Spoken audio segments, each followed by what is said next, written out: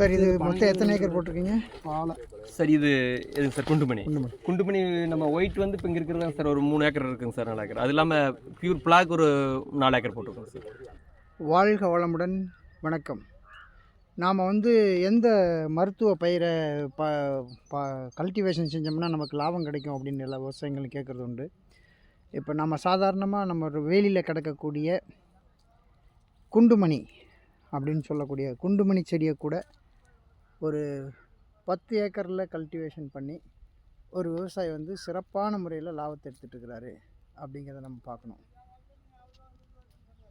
Gloriosa மாதிரி செடி போடுறதுக்கு வந்து ட்ரிப் இரிகேஷனில் தண்ணியை கொடுத்துட்டு இந்த மாதிரி பாலித்தீன் பேக்கை வச்சு களைகளை வளர விடாமல் வளர்த்துட்டு கரெக்டாக போட்டு சப்போர்ட்டிங் ஸ்ட்ரக்சர் கொடுத்து 2 பக்கமும் வர செஞ்சு பண்ணியிருக்கிறாங்க.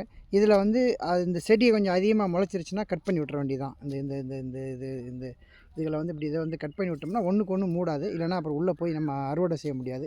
ஸோ இதில் வந்து பார்த்திங்கன்னா வெள்ளை குண்டுமணி காய்ந்தான் அருமையாக காய்ச்சிருக்கு. 1 வருஷம் போட்டோம்னா போதும், தொடர்ந்து அதை வாட்டு காய்ச்சிக்கிட்டே இருக்கும்.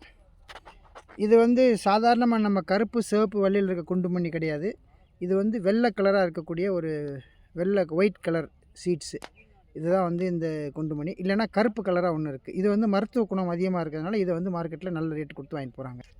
இன்றைக்கி லேபர் பற்றுக்கூட இருக்கிறதுனால வேறு ஏதோ பயிரை பண்ணுறத விட இந்த மாதிரி ஒன் டைம் இன்வெஸ்ட் பண்ணுறது தான் கொஞ்சம் நிறைய லட்சக்கணக்கான ரூபாய் இன்வெஸ்ட் பண்ணி வச்சிட்டோம்னா கூட அதுக்கப்புறம் அதை வச்சு நாம் வந்து தொடர்ந்து வருமானத்தை எடுத்துகிட்டு இருக்கலாம்.